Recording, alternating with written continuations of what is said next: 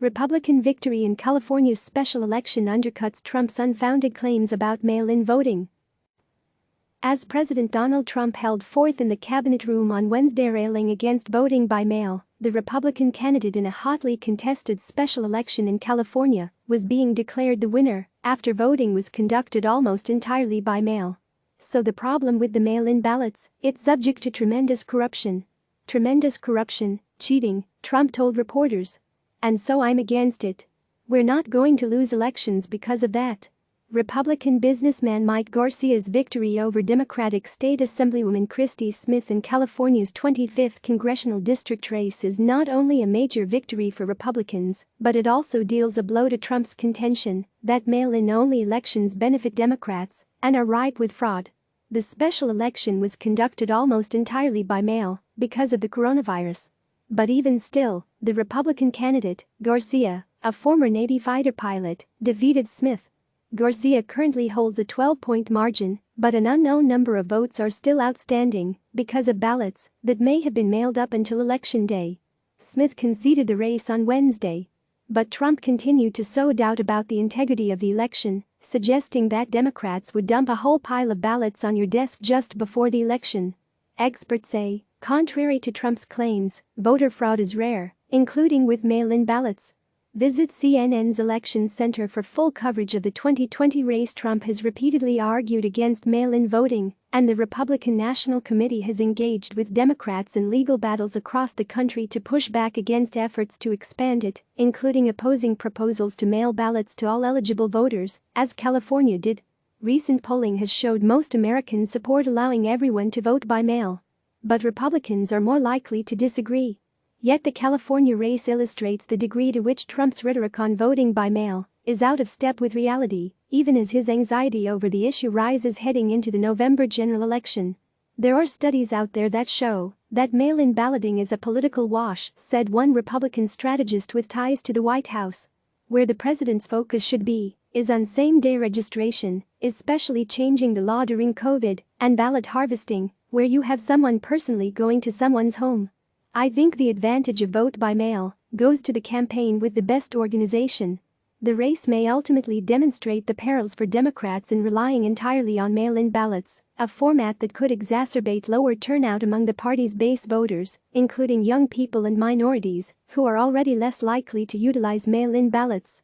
It was, in part, that rationale that prompted Democrats in the state to call for a new polling location to be opened in the city of Lancaster, which has a significant minority population, during the final weekend of voting. On Saturday, Trump weighed in, this time to decry the opening of an in-person voting location in the district. He implied that state election officials were playing partisan games by opening an in-person voting facility in Lancaster, where previously there had been no in-person voting locations. The city's Republican mayor supported the efforts to open the polling location within the final week of voting. Trump also attacked the state's decision to move to mail-in voting, even though Republican ballots were already being returned at a higher rate than Democratic ballots. A national Republican strategist with knowledge of the race acknowledged that the election was conducted fairly, but noted that Democrats didn't attempt to ballot harvest, a practice of returning ballots on behalf of voters, in this race. California mailed ballots to all eligible voters, including postage, both provisions that are being pushed by Democrats nationally to reduce barriers to voting. Ultimately, turnout is expected to match or exceed turnout in the March 3 primary, which had significantly more in-person voting, and where election officials in the state described the turnout as historic. National Republicans hailed the California race as proof that they had been able to boost turnout in a special election with elevated enthusiasm among their base voters. Democrats did everything they could to try to rig this election for Christy Smith, but Mike Garcia prevailed through every hurdle that was thrown at him, said National Republican Congressional Committee spokeswoman Torrin Sinclair. Republicans and Democrats have long fought over election laws, with Democrats accusing Republicans of seeking to restrict voting by creating barriers for voters, especially voters of color. Republicans argue that they oppose provisions that lead to fraud, including ballot harvesting and eliminating signature match requirements for mail-in ballots. But the coronavirus pandemic has supercharged those legal battles.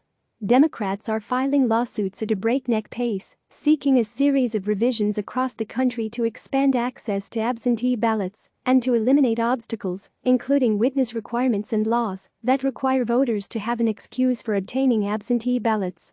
Republicans have responded by pledging $20 million to combat those lawsuits.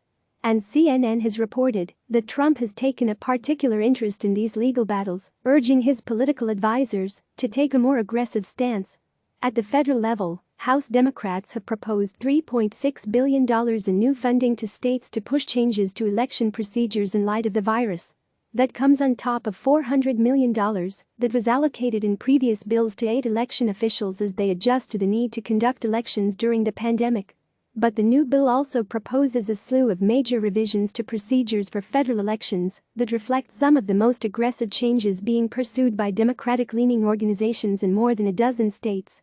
Among the biggest proposals, the bill would require states to send absentee ballots to all registered voters in November, and in the future, when an emergency has been declared between 120 days and 30 days before an election. It would also require 15 consecutive days of early voting, and that states begin processing ballots at least 14 days before Election Day. These requirements would represent a major change to voting procedures for nearly every state, with the exception of a handful that already conduct their elections entirely by mail. It would prohibit states from requiring any form of identification in order to provide a voter with a ballot, but allows voters to sign an affidavit certifying their identity. And it would prohibit states from requiring witnesses or notarization in order to return an absentee ballot. On Wednesday, Trump called it dead on arrival. Basically, if you look at that package, what they want more than anything else it's a voting package, he said. They want to be able to make sure that Republicans can't win an election by putting in all sorts of mail-in ballots. These provisions are unlikely to be passed into law, but they reflect a majority of the proposals favored by Democrats and mirror the legal push being waged by advocacy groups and Democratic organizations in states across the country. And though Trump has signaled broad opposition to voting by mail, some Republicans on Capitol Hill say they support providing funds to states to make election-related changes, including vote by mail, even while they oppose Democrats' proposals to mandate election law changes. It's much easier to provide funding to the states to accommodate things like mail-in voting, and much more appropriate to do that than it is to federalize the elections and tell states how they have to do a job they will do better than a federal bureaucracy will ever do, Senate Rules Chairman Roy Blunt, a Missouri Republican, said Wednesday. I think there will likely be more money available for that. CNN's Manu Raju and Ted Barrett contributed to this report. Click subscribe to receive the latest news.